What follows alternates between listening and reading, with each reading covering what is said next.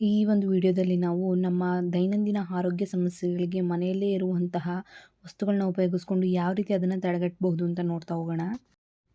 ಬಿಕ್ಕಳಿಕೆ ಬರುತ್ತಿದ್ದರೆ ಹುರುಳಿ ಕಷಾಯವನ್ನು ಸೇವಿಸಿ, ಇದರಿಂದ ಬಿಕ್ಕಳಿಕೆ ಕಡಿಮೆಯಾಗುತ್ತದೆ.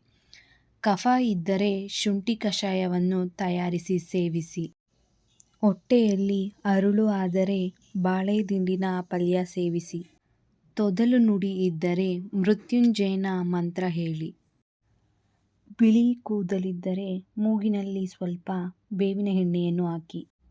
ಮರೆವು ಕಾಡುತ್ತಿದ್ದರೆ ದಿನನಿತ್ಯ ಸೇವಿಸಿ ಜೇನುತುಪ್ಪ. ಕೋಪ ಬರುತ್ತಿದ್ದರೆ ಸೇವಿಸಿ ಕಾಳು ಮೆಣಸು. ಮೂಲವ್ಯಾಧಿ ಇದ್ದಲ್ಲಿ ದಿನನಿತ್ಯ ಸೇವಿಸಿ ಎಳ್ಳು. ಮುಪ್ಪು ಬೇಡವೇ? ಹಾಗಾದರೆ ಗರಿಕೆ ರಸ ಸೇವಿಸಿ. ನಿಶಕ್ತಿ ಇರುವುದೇ? ಹಾಗಾದರೆ ಆಕಳು ಹಾಲು ಕುಡಿಯಿರಿ. ಇರುಳುಗಣ್ಣು ಇರುವುದೇ? ತುಳಸಿ ರಸ ಸ್ವಲ್ಪ ಕಣ್ಣಿಗೆ ಹಾಕಿ. ಕುಳ್ಳಗಿದ್ದೀರಾ? ದಿನನಿತ್ಯ ಸೇವಿಸಿ ನಿಂಬೆಹಣ್ಣು. ತೆಳ್ಳಗಿದ್ದೀರಾ? ದಿನನಿತ್ಯ ಸೇವಿಸಿ ಸೀತಾಫಲ.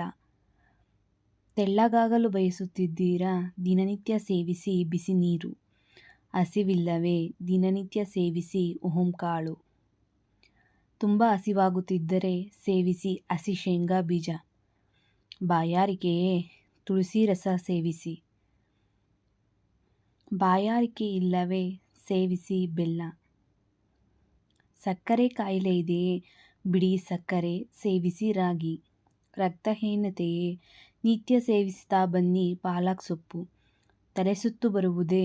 ಬೆಳ್ಳುಳ್ಳಿ ಕಷಾಯವನ್ನು ತಯಾರಿಸಿ ಸೇವಿಸಿ. ಇನ್ನು ಈ ವಿಡಿಯೋ ಇಷ್ಟವಾದಲ್ಲಿ ಪ್ಲೀಸ್ ಸಬ್ಸ್ಕ್ರೈಬ್ ಮಾಡಿ, ಶೇರ್ ಮಾಡಿ, ಲೈಕ್ ಮಾಡಿ. Thank you for watching.